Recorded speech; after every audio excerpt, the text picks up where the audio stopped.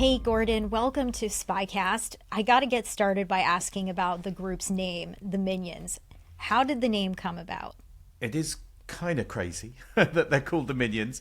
It's not a made up name. I mean, they used it themselves. I mean, Yeah. that's what's kind of wild about this group is that the leader of the group, we'll come to them in a minute, had, in his phone contacts, the names for some of the other members of the group as the Minions, a minion. And that's how he referred to some of them, which is a kind of dismissive way of referring to them, but also kind of funny as well. And just to add to it, they even found some minion themed kind of spy gadgetry in the midst of this story. So it is a wild story about minions as well as spying. Never thought the two would meet. Yeah, and you had mentioned the Bulgarian who created the nickname, a Bulgarian named Orlin Roussev. He was the one who recruited them. What do we know about him? Very interesting, because he is someone who came to the UK from Bulgaria around 2009. Now, he does actually have a technical background in engineering, communications, and surveillance tech.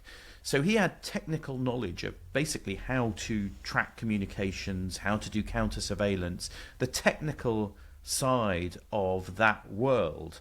And he was setting up companies and doing kind of consultancy work involved in that, but also running a spy ring and recruiting other Bulgarians beneath him to carry out spy operations. So he really was someone who had technical knowledge. And I think the technical side of the operation is one of the fascinating aspects of this Minions case, is that they were technically enabled and competent in carrying out the espionage.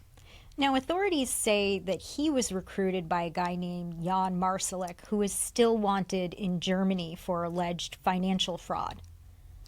Yeah, and that's, I think, one of the most interesting aspects of this story is that, you have Orlin Roussev on the ground running this ring, but behind him, if you like, his handler remotely in Moscow is this extraordinary character of an Austrian businessman who 10 years ago, if you'd been talking about him, he would have been a business success story in Germany, running Wirecard, which was a very successful payments processing company. But at some point, the Financial Times did some investigations of them and discovered there was some money missing. Eventually, Wirecard would effectively collapse, but Jan Marsalek would escape. I mean, he would do a kind of spy's escape, pretending he was going to Asia, but in fact, take a kind of route through private jets to end up in Moscow, where it appears he's working with Russian intelligence and then running this extraordinary spy ring in Britain. And how did Orlin Roussev recruit the 5 Bulgarians? Well, it looks like this was a network of people he knew and was able to recruit. So he had one, if you like, person below him, Zambazov, who was, if you like, his principal agent, who was carrying out the group, and then he would just recruit other people. And so bizarrely, he had a partner, a woman who he was living with, who he got involved in the spy ring, but he also had another woman who he was having a relationship with, who he also got into the spy ring, who was a Bulgarian beautician in London who specialised in, eyebrows and eyelashes. And so it looks like this was then a group of, if you like, Bulgarians recruited down this chain, who were going to be carrying out some pretty intensive surveillance and espionage, ultimately on behalf of Russian intelligence. And let's talk about their cover stories. Some of them made it into the healthcare sector, but as you mentioned, there's also a beautician. How deep were the cover stories? Well, I mean, what's interesting is that they certainly had cover stories, and they had both documents, so things like fake IDs for American channels, things like National Geographic, for instance, to claim that they were documentarians or journalists.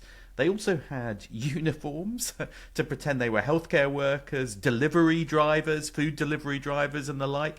So they built up some pretty loose cover to try and use on specific assignments and to get to places and do things. But these were not, these group, the Minions, if you like, were not well-trained professional spies.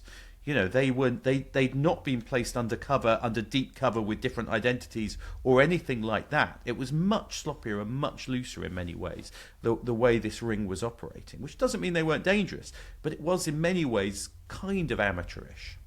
So British authorities figure out that there's this Bulgarian spy ring, and then they go to raid Orlin Rousev's guest house in Norfolk. And what they find is pretty crazy. It is. I mean, the first thing to say is that this guest house is not in a glamorous part of London like Mayfair. This is in a kind of quiet seaside town. But when you speak to police officers, they say, well, that was maybe part of the benefit of this for them, because it's not the kind of place you'd expect to find a spy base, frankly, in a slightly run down guest house, on the coast. But they do go in February 2023 into this quite large guest house, but which is no longer being used as a hotel. And what they find there is incredible. I mean, because they find room after room, as well as Orlin Roussev himself, but room after room of surveillance, bugging, spy gear. I mean, an Aladdin's cave is how the police described it to me, of equipment, of, kind of concealed cameras, concealed microphones, of things that can intercept communications, of things that can copy key cards to get access to places. And in one case, they had a Minion soft toy with a video surveillance camera in it. Not quite sure where and when they used that. But it was extraordinary that there was just, there were boxes, and you can see this in some of the images from the raid, just boxes and boxes of spy kit, glasses, spy glasses, some of it, almost comic, but some of it pretty serious equipment that you couldn't buy commercially, but looks like it, would have come potentially from somewhere more clandestine. And then there's BBC video footage that they acquired, where Roussev says, I got these things on eBay, but he doesn't want to admit that it's his. He says, you must have gotten the wrong house. He's standing there very calmly, almost confused. Yeah, he basically says, "Oh, you've got this wrong." But equally, I think the challenge for Orlin Roussev is he is caught with so much equipment, things to get into cars, car key cloning devices, GPS tracking devices, radio frequency. This is not stuff normal people have in their house, and I think it's one of the reasons he knows immediately he's in a lot of trouble, because there is just so much of this kit, fake uniforms, ID card printers, the fake press credentials, fake uniforms. You don't have that in your house? No, I don't know, Sasha. Do you? I mean, I've got a few strange things, but not a treasure trove of spy kit. It's like the kind of thing you'd find at the Spy Museum, basically. It's like a kind of warehouse room from the International Spy Museum. Despite being accused of being a CIA asset, no, I don't have any of those things either, for the record. I'd be worried. But then they also had communications that had been documented by British authorities, which show that they were discussing on Telegram not just Vladimir Putin, but also Russian intelligence services, the FSB, their domestic security service, and the GRU, Russia's military intelligence agency. Yeah, and I think what's also significant is when they do this raid, they find, laptops and mobile devices. And one of the crucial things is his mobile phone is unlocked because when they do the raid, they are able to immediately get access to his mobile phone. It's not encrypted at that point because it's unlocked. And on the devices, they're able to find all these Telegram messages. Telegram, the communications app, originally founded by a Russian but used internationally. And they find something like 200,000 messages across Telegram. So just a wealth of detail and evidence which show the links between Orlin Roussev and Jan Marsalek, who's effectively handling him from Moscow, and crucially suggesting orders are coming from other people in Moscow, including Russian intelligence agencies, the FSB, the security service, and the GRU military intelligence. A little bit unclear. It's interesting how far Marsalek is almost kind of freelancing and offering this material, and how far he's being tasked to do stuff. Bit ambiguous, but very interesting, because they've got this trail of evidence which leads from this strange guest house all the way back up to Moscow, thanks to those messages, as well as the spy gear. And I guess we can also start talking about the operations that the British authorities accused them of, which also could reflect on which services they were providing valuable information to. So let's start with Christo Grozev, a Bulgarian investigative journalist who essentially provided content that the Russians didn't like very much. Not only was he tracking Russian spies, but he also uncovered the identities of people who poisoned ex-Russian spy Sergei Skripal, late opposition leader Alexei Navalny, and he also exposed their incompetence. So overall, totally bad look for Russia. What did the Bulgarians plan and what did they actually do? Well, it's very interesting. You're right. Christo Grozev is definitely someone who is in the sights of Russian intelligence. He's worked with Bellingcat, the open source investigations agency, which has exposed Russian spy agencies. So you can see why they would have a deep dislike for him. So very interesting that one of the core things they were doing was targeting him and carrying out surveillance. And they were following him all around Europe. I mean, they were following him on planes, they were photographing him at breakfasts in Valencia, at meetings. They were monitoring his travel. They were talking about potentially using honeytraps, using women, one of the women in the group, to try and target him. It didn't happen in the end, but they were looking at that. And all of this, they were compiling reports of his movements, where he was staying, what he was doing, which were then being sent to Russia. Now, there was even talk in the group, now this wasn't carried out, about kidnap plots. About the potential of actually kidnapping him and having him killed, different ways that he might be killed. Now, some of that may have just been talk, but the fact that they were talking about it and conscious of it does suggest how serious this was. And I think it goes to that question, of how serious this group was. Well, they were providing information on someone who was a top target of the Kremlin, definitely someone who Putin has a serious dislike for, who you could imagine, being targeted for potential kidnap or murder. So in that sense, they were providing real intelligence which could have had, real threat to life for someone, who spends a lot of time around Europe and in the US. Yeah, and a couple of years ago, where I met you in Aspen, at the Aspen Security Forum, I had dinner with Christo, with his wife, with his children, and he had moved because he knew that he was being monitored and he had to fear for his life. He had been contacted. So another operation involved the potential abduction of the founder and editor-in-chief of another publication that the Russians really don't like. It's called The Insider. Let's talk about that. Yeah, so this is a man called Roman Dobrokhodov. And Dobrokhodov was the editor of an Insider. He was another journalist, who they didn't like. Again, what you have is surveillance following him around Europe and identifying his travel patterns. Now, one of the most interesting aspects of this operation is that one of the women, Ivanova, manages to sit next to him on a flight from Budapest to Berlin. Now, how is she able to engineer that? Well, it looks like they had a contact in a travel agency who was able to manipulate the seat bookings on flights to place her near the target, Roman. Now, the advantage of that is that what she was then trying to do is sit next to him, I thought behind him, and photograph him as he entered his PIN to unlock his phone. So, it's quite a kind of, it again gives you a sense of the ambition of this group, that they've got a network of people who can of agents and access who can provide entry into airline booking system to find out when someone's on a flight, to move seats around, and then to place someone and get photographs of them.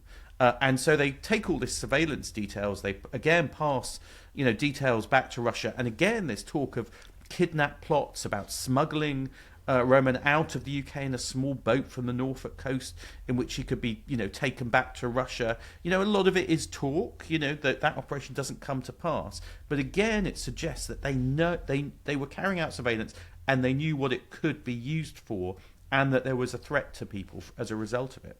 And yet some of them pleaded guilty, but said that they did not know they were working on behalf of the Russians. Yeah, and that's one of the fascinating aspects of this. So Orlin Roussev, who's the boss, he pleads guilty. But some of the minions, the people below, basically, what they claim is we didn't think we were working for a foreign state. And they claim they've been told they were working for Interpol, the International Police Agency. Now, obviously, in this case, the jury didn't buy it.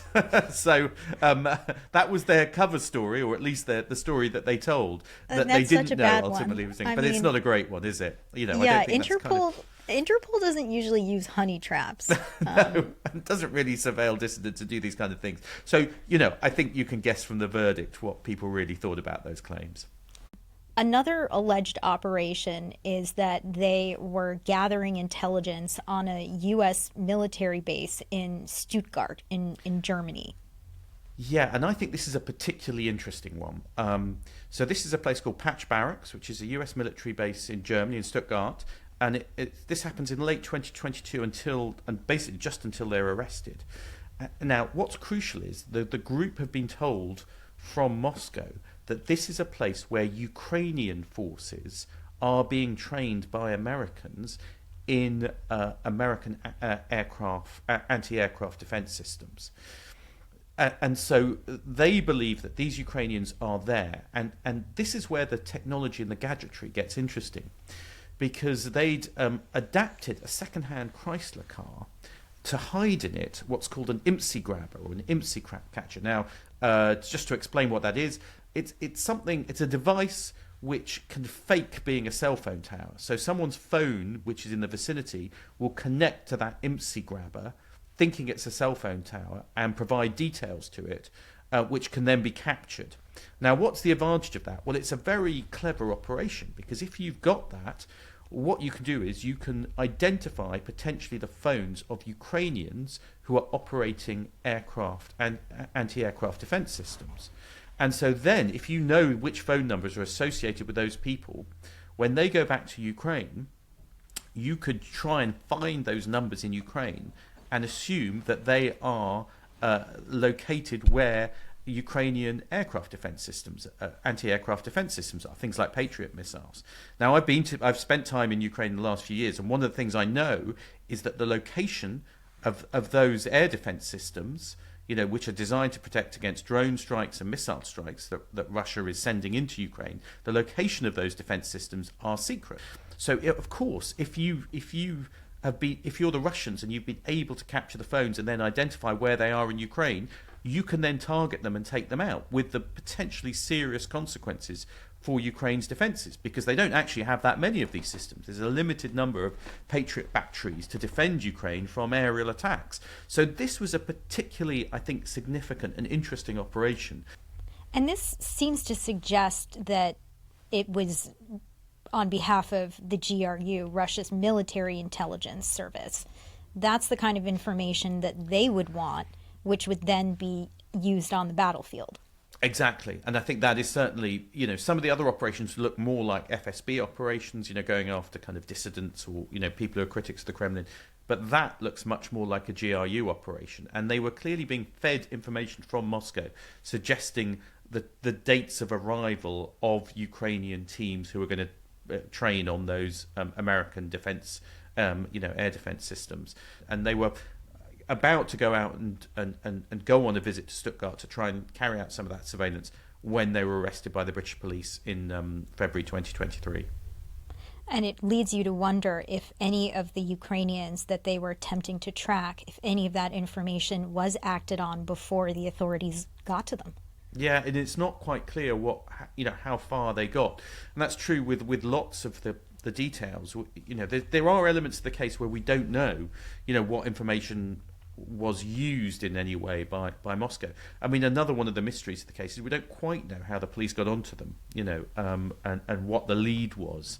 And when I've asked, police and other officials about it, they're pretty tight-lipped about how they discovered this group. And one of the questions is whether that's to do with some kind of, source in Moscow, whether it's monitoring Marsalek, phone and communications in Moscow, or whether it was, for instance, counter surveillance at the US military barracks, whether they spotted something and then traced it back. We don't know the answer to that, but it's a kind of interesting question. Yeah, and of course, for them, it's protecting sources and methods, but as journalists, we, of course, want to know. But there's also a priority that falls more into the diplomatic arena, because there was another operation that targeted the Kazakh embassy.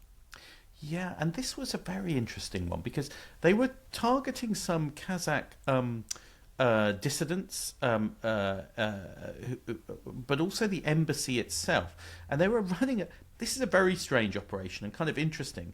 But the idea was they were actually going to create a fake protest group, which was going to carry out protests, and throw blood, it was said, at the embassy.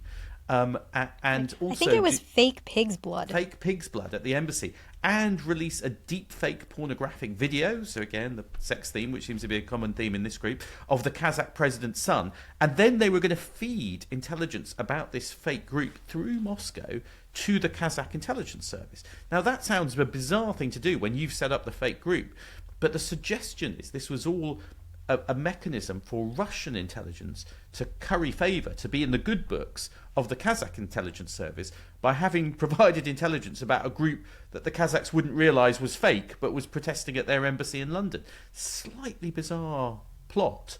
Absolutely. So you were speaking with investigators, law enforcement involved in breaking this spy ring. What more did they tell you?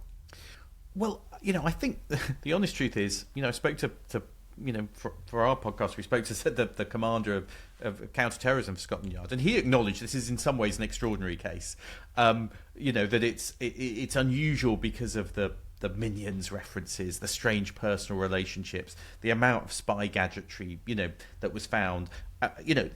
They acknowledge that there are strange elements to it, but they say it was serious. And they also, I think what's interesting is stress that this isn't unique as a way of working, in the sense that what they're seeing increasingly is foreign intelligence services, the Russians but also the Iranians, using proxies, using criminals, using other people to carry out acts on their behalf, which is partly a function of it being harder to operate in the UK, to run traditional spy networks, to do things out of embassies because of the disruption that's been particularly around Russian intelligence.